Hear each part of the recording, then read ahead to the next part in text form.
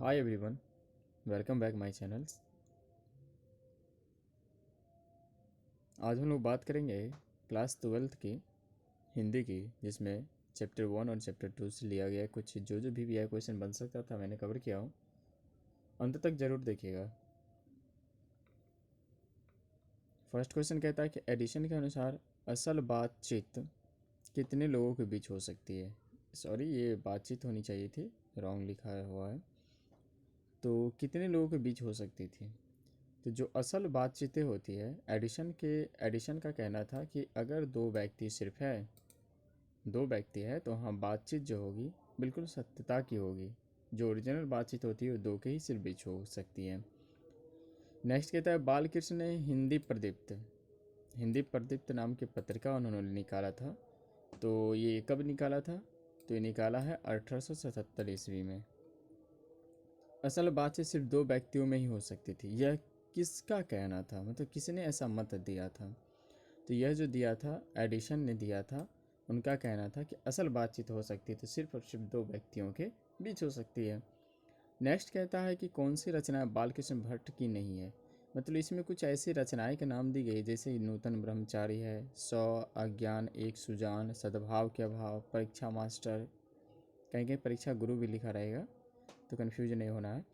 तो यह जो था किनके, मतलब ये जो लिखा गया है ये बालकृष्ण का, इसमें से कौन सा ऐसा एक होगा जो उनके द्वारा कृत नहीं की गई होगी। तो वह जो है ये परीक्षा मास्टर जो है उनके द्वारा नहीं लिखी गई थी। नेक्स्ट है कि बालकृष्ण भट्ट किस काल के रचनाकार हैं, मतलब कौन से काल के रचनाकार माने जाते हैं। तो आपका जो आंसर हो जाएगा वो हो जाएगा आधुनिक काल का, वो रचनाकार थे। बातचीत शीर्षक निबंध के निबंधकार हैं। बातचीत एक निबंध है, विधा से कैसा वो निबंध भी है। और यह इसका लिखने वाला कौन था? तो लिखने वाला राइटर जो है वो है बालकृष्ण भट्ट हैं। बालकृष्ण भट्ट किस युग के रचनाकार हैं? तो बाल के देखिए यहाँ पे क्वेश्चन रही है कि काल का, और युग जब पूछा जाए किस युग की, तो युग और काल दोनों अंतर होती है। तो ये भारतेंदु युग का माना जाता है। जो जितना भी आधुनिक राइटर हैं, आधुनिक काल के जितना भी है सब भारतेंदु काल के होंगे, भारतेंदु युग के होंगे। बातचीत से मन किस प्रकार का हो जाता है? बातचीत करने से मन कैसा हो जाता है? तो बातचीत करने से मन हल्का और स्वच्छ साबित हो जाता है। नेक्स्ट हम देखेंगे कि रॉबिन्स क्रूसो ना, जो क्रूसा लिखा हुआ है, को कब तक मनुष्य का मुख देखने को नहीं मिला था। तो रॉबिन क्रूसो जो था जब भटका था तो वो लगभग एक आइलैंड पे पहुंचा था, और वो कितने सालों तक वो नहीं, मतलब अपने देश लौटा, वो आइलैंड पे ही जीवन व्यतीत किया था। तो वह जो किया था 16 वर्षों तक अपना जीवन यापन सिर्फ और सिर्फ अकेले उस आइलैंड पे किया था, कुछ जानवरों के बीच। नेक्स्ट है कि बोलने से मनुष्य के रूप का साक्षात्कार होता है। किसी ने कहा था बोलने से मनुष्य की, व्यवहार से मनुष्य की कितना शिक्षित है, साक्षरता कितना कितना बुद्धितात्मक है, वो पता चलती है। तो ये किसका मत था, यानी कि किसने कहा था? तो यह जो था वो बेन जॉनसन ने था। उनका कहना था कि आदमी के बोलने से उसकी अंदर की प्रवृत्ति ज्ञात हो जाती है, उसे पता चलता है। बालकृष्ण भट्ट ने किस पत्रिका का संपादन किया था? तो बालकृष्ण भट्ट ने, सॉरी इसमें प्रदीप है, हिंदी प्रदीप, आप याद रखिए, हिंदी प्रदीप जो था उनके द्वारा कृति की गई थी, जो कब की गई थी? 1877 में की गई थी। 100 अजान एक सुजान उपन्यास के लेखककार कौन है? तो 100 अजान एक सुजान जो है, यह जो लिखी गई थी बालकृष्ण भट्ट के द्वारा लिखी गई थी, ये उनके द्वारा कृत हैं। नेक्स्ट है कि आर्ट ऑफ कन्वर्सेशन कहाँ के लोगों में सर्वाधिक प्रचलित है? बोलने की तरीकाएं, शैली किस देश की लोगों में सबसे ज़्यादा पाया जाता है? तो यह जो होती है यूरोप के देशों में सबसे ज़्यादा देखने को मिलती है आर्ट ऑफ कन्वर्सेशन। निम्नलिखित में से बालकृष्ण भट्ट का निवास स्थान कौन सा है, मतलब कहाँ रहते थे? तो बालकृष्ण भट्ट का निवास स्थान जो है, जो मूल है, वो है इलाहाबाद, उत्तर प्रदेश में। यहाँ तक जो होती है, मैंने चैप्टर 1 का जो क्वेश्चन भी बन सकता था मैंने कवर किया हूँ। अब नेक्स्ट हम बात करते हैं चैप्टर 2 से। जो लिखा मतलब शीर्षक है उसने कहा था।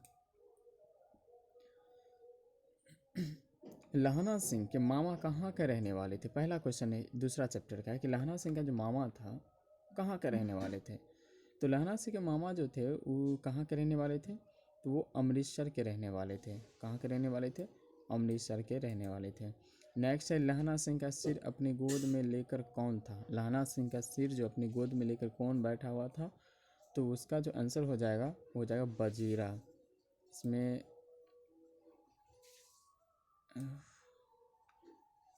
रॉन्ग दे रखा है, विनय सिंह दे रखा है, सॉरी। इसमें बजीरा सिंह आंसर होना चाहिए था। बजीरा सिंह याद रखिएगा। जो लहना सिंह का जो सिर था बजीरा सिंह अपने गोद में लेके बैठा हुआ था। बोधा कौन था? तो बोधा जो था सूबेदार हजारा सिंह जो था, हजारा सिंह का वो भाई था, सॉरी बेटा था। हजारा सिंह का बेटा था वो। नेक्स्ट उसने कहा था किस वर्ष की रचना है? उसने कहा था कब लिखा गया था? तो ये 1915 जो प्रथम विश्व युद्ध हुई थी उस समय की रचनाएं हैं। उसी की कहानी उद्धृत है इसमें। नेक्स्ट है उसने कहा था कहानी की कहानीकार कौन है, मतलब लिखने वाला राइटर कौन थे?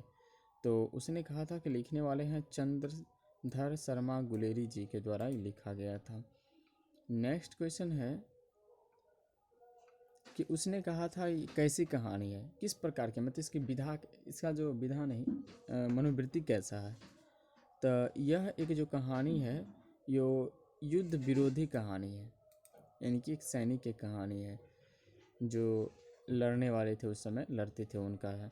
चंद्रधर शर्मा गुलेरी जी किस युग के कथाकार है? चंद्रधर शर्मा गुलेरी जी किस युग के कथाकार माने जाते थे? युग की जब भी बात आए तो आप याद रखना चंद्रधर जी जो थे प्रेमचंद्र युग के थे।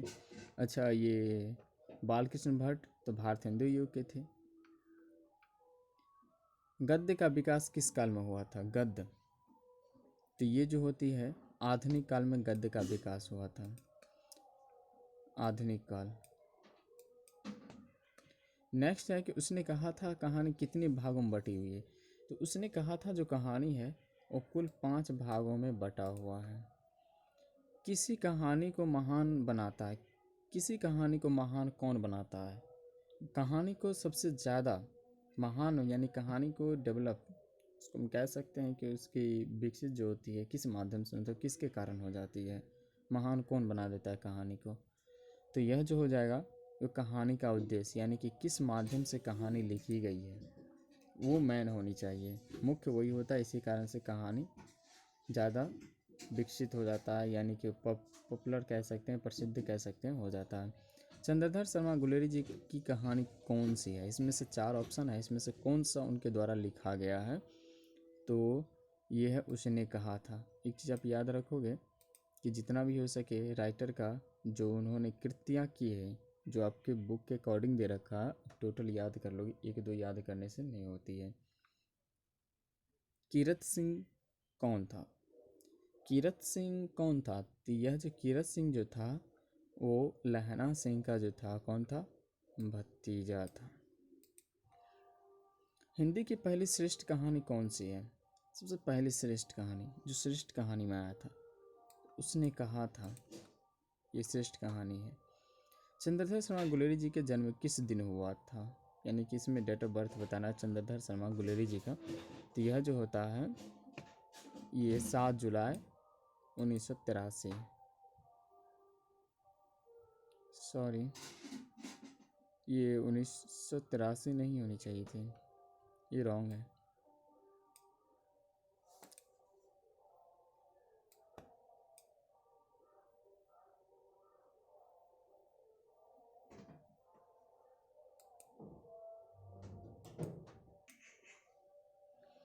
वो आपका क्वेश्चन गलत, ऑप्शन ही गलत दिया हुआ था।